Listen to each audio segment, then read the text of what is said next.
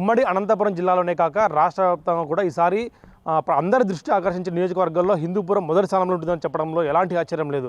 ఎందుకంటే హిందూపురంలో ఈసారి టీడీపీ నుంచి నందమూరి బాలకృష్ణ, వైసీపీ నుంచి టీఎన్ దీపిక బరిలో నిలిచినారు. దాదాపుగా పులివెందుల, కుప్పం, పిఠాపురం తరహాలో హిందూపురం పైన కూడా అందరి దృష్టి నెలకొని ఉంది.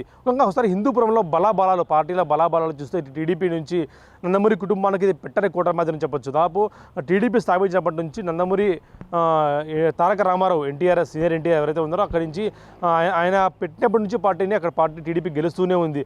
అభ్యర్థి ఎవరైనా సందర్భం లేకుండా అభ్యర్థి ఎవరైనా సరే అక్కడ పార్టీలో టీడీపీ అంటే చాలు గెలుపొందే సందర్భాలు అనేకం ఉన్నాయి. నందమూరి తారక రామారావు కానీ, సీనియర్ ఎన్టీఆర్ కానీ, అటు హరికృష్ణ కానీ, లేదా అబ్దుల్ గనీ ఒక ముస్లిం మైనారిటీ నేత కానీ, నందమూరి బాలకృష్ణ కానీ, ఇలా దాదాపు ఎవరు నిలిచినా సరే టీడీపీకి అత్యంత అఖండమైన మెజార్టీతో గెలిపిస్తూ వస్తున్నారు.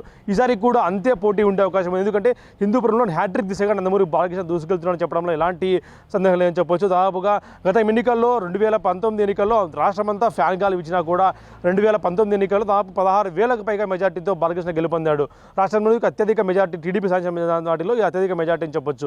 ఈసారి కూడా అదే ప్రణాళిక ప్రకారం ముందుకు దూసుకెళ్లాడు. కాకపోతే వైసీపీ నుంచి మహిళా నేతలు ఈసారి బరిలోకి దింపారు. కురుబ సామాజిక వర్గానికి చెందిన టీఎన్ దీపికను బరిలోకి దింపారు. మొత్తం అన్నీ తానే వ్యవహరించాడు మంత్రి పెద్దిరెడ్డి రామచంద్రారెడ్డి. టీఎన్ దీపిక వ్యవహారంలో దాదాపుగా ప్రచారం దగ్గర నుంచి, క్యాండిడేట్ సెలక్షన్ దగ్గర నుంచి ప్రచారము తుది ఎలక్షన్స్ వరకు కూడా పూర్తిగా మొత్తం నిలిచి చివరి రోజుల్లో హిందూపురంలో వైఎస్ జగన్ పర్యటన ప్రచారంలో కూడా పాల్గొనే విధంగా కూడా అన్ని ఏర్పాట్లు కూడా దగ్గరుండి మంత్రి పెద్దిరెడ్డి రామచంద్రారెడ్డి చూసుకున్నాడు. దాదాపు వారాల పాటు ఇక్కడే హిందూపురంలో నివాసం ఉండే విధంగా కూడా కార్యాచరణ రూపొందించుకొని ప్రచారం నిర్వహించాడు. ఒకసారి పార్టీ బలాబలాలు, వ్యక్తిగత బలాబలాలు చూస్తే హిందూపురం నందమూరి కుటుంబానికి పెట్టని కోట లాంటిది. దాదాపుగా నందమూరి బాలకృష్ణ అక్కడ నుంచి సేవ చేస్తూ ప్రజలకు ఎన్నోసార్లు తాగునీటికి సంబంధించి హిందూపురంలో అనేక సమస్యలు ఉండేటివి.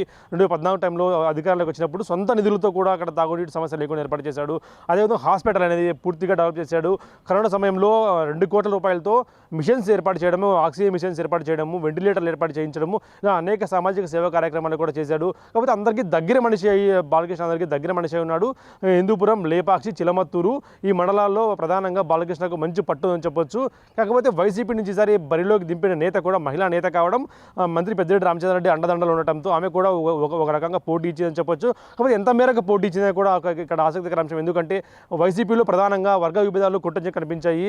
దాదాపు గతంలో చూసుకున్నట్టయితే వైసీపీ 2019లో మహమ్మద్ ఇక్బాల్ను పోటీ చేయించారు.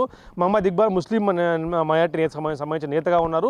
ఆయనకు ముస్లిమ్స్లో మంచి పట్టున్న నేత ఆయన. కాకపోతే ఈ ఎన్నికల్లో ఆయన సరే వైసీపీ రాజీనామా చేసి టీడీపీలో చేరడం, బాలకృష్ణకు మద్దతుగా అనేక ప్రచారాల్లో కూడా ఆయన పాల్గొన్నారు.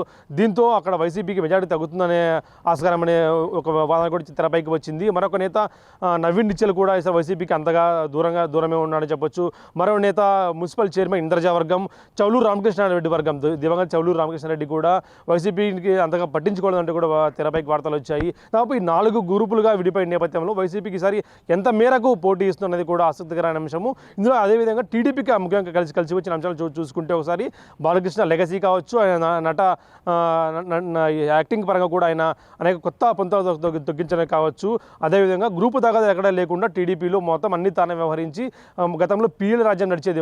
హిందూపురంలో బాలకృష్ణ పిఎల్ రాజ్యం ఎక్కువ నడిచేది. పిఎల్ సమూలంగా ప్రక్షాళన చేయించి నమ్మకమైన వ్యక్తిని అక్కడ ఉంచుకోవడం. అదేవిధంగా అంబికా లక్ష్మీనారాయణకు ఎంపీ సీటు అక్కడైతే కురుబ సామాజిక వర్గం తర్వాత అత్యధికంగా బోయ సామాజిక వర్గం ఉంటుంది. ఆ వర్గం నేతకు ఇక్కడ అనంతపురంలో ఎంపీ సీటు ఇప్పించడం ద్వారా ఆ వర్గం నేతలను కూడా దగ్గర చేర్చుకోవడము. మరోవైపు ముస్లిం మైనారిటీకి సంబంధించిన మహమ్మద్ ఇక్బాల్ అయితే పెద్ద నేతగా ఉన్నాడు, ఆయన్ని కూడా దగ్గర పార్టీలు చేర్చుకోవడం, సముచిత స్థానం కల్పించాలని చెప్పడం కూడా కలిసి వచ్చని చెప్పవచ్చు. మొత్తంగా చూసుకుంటే సరి హిందూపురంలో పోటీ నుంచి కాస్త వార్ వన్ సైడ్గా మారే అవకాశం ఉందంటే కూడా బయట వార్తలు వస్తూ ఉన్నాయి. ఎందుకంటే బాలకృష్ణానికి ఎన్నిక అనుకూల అంశాలు కూడా తోడై ఉన్నాయని చెప్పొచ్చు.